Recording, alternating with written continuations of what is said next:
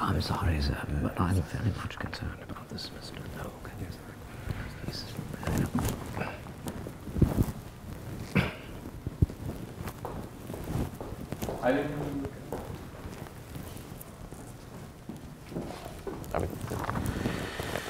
Can't believe I'm walking on Chaucer and Handel and Dickens. Everything all right?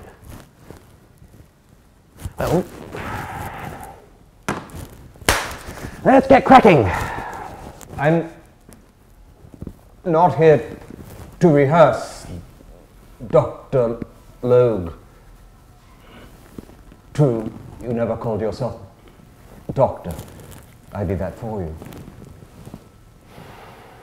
No diploma, no training, no credentials. Just a lot of nerve. Ah, the Star Chamber Inquisition, is it? You asked for trust and total equality. Bertie, I heard you at Wembley. I was there. I heard you. You know, my son Laurie said, "Do you think you could help that poor man?" And I replied, "If I had a chance." What? As a failed actor? It's true, I'm not a doctor. And yes, I acted a bit. I recited in pubs. I taught elocution in schools. When the Great War came, our boys were pouring back from the front, shell-shocked, unable to speak. Someone said, "Hey, Lionel, you're rather good at all this speech stuff. Do you think you could help these poor buggers?" Well, I did muscle therapy, exercise, relaxation, but I knew I had to go deeper. I mean, these poor young blokes had cried out in fear, and no one was listening. My job was to give them faith in their voice, and to let them know a friend was listening.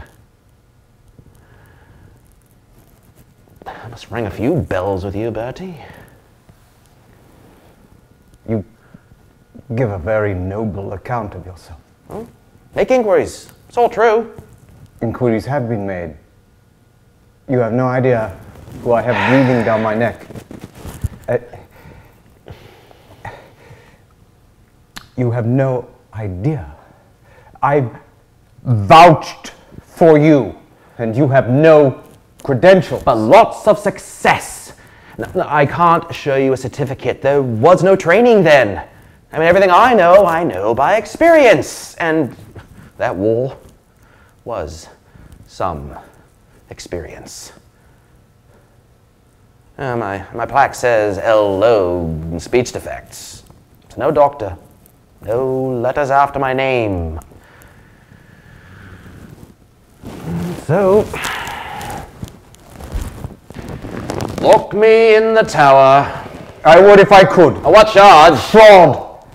With war looming, you have saddled this nation with a voiceless king.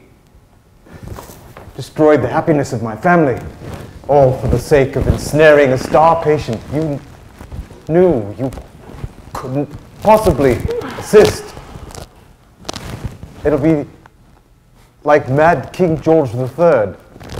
It'll be Mad King George the Stammerer, who let his people down so badly in their hour of need. Get up, you can't sit there. Why not? It's a chair. That is not. That is St. Edward's chair. People have carved their initials into it. That chair is the seat on which every king and queen... It's being held in place by a large rock. That is the stone of Scone. You are trivializing everything. I don't care. I don't care how many royal asses have sat in this chair. Listen to me. Listen to you, but what right? By divine right, if you must, I am your king. Oh, no, you're not. You told me so yourself. Said you didn't want it. Why should I waste my time listening to you? I have a right to be heard. Heard as what? As a man, I have a voice!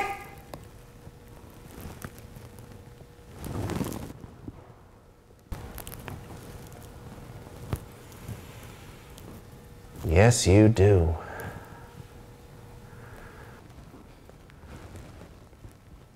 You have such perseverance, Bertie.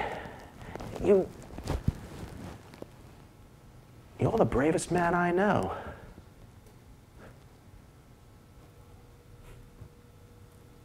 You'll make a bloody good king. What on earth is going on? What on earth is going on, sir? It's all right, Archbishop.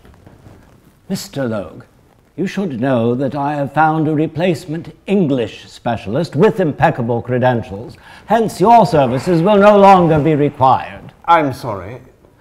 Your Majesty's function is to consult and be advised. You didn't consult, but you have just been advised. And now I advise you in this personal matter. I will make my own decision. My concern is for the head upon which I must place the crown. I appreciate that, Archbishop, but it's my head. Your humble servant.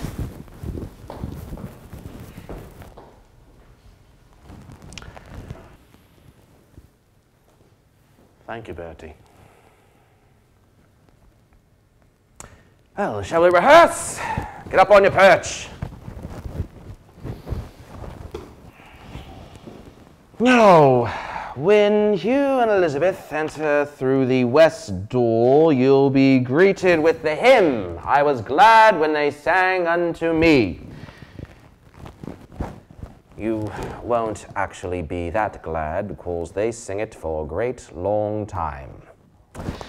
Then your friend the Archbishop will pounce up and say, "Is your Majesty willing to take the oath?" You say, I am willing. "Of course you are." I'll see what it sounds like from the cheap seat, so even though Nanny can hear.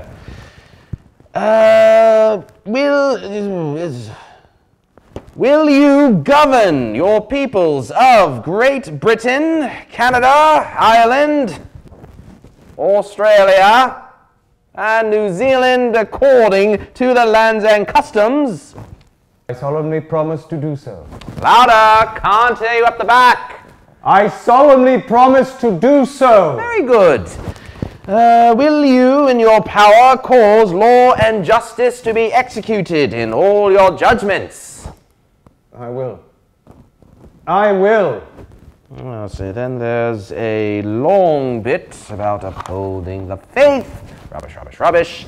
To which you finally say, These things which I have here before promised, I will perform and keep. So help me God. That's all you have to say. 4 short responses. Kiss the books, sign the oath, there you are! You're the king.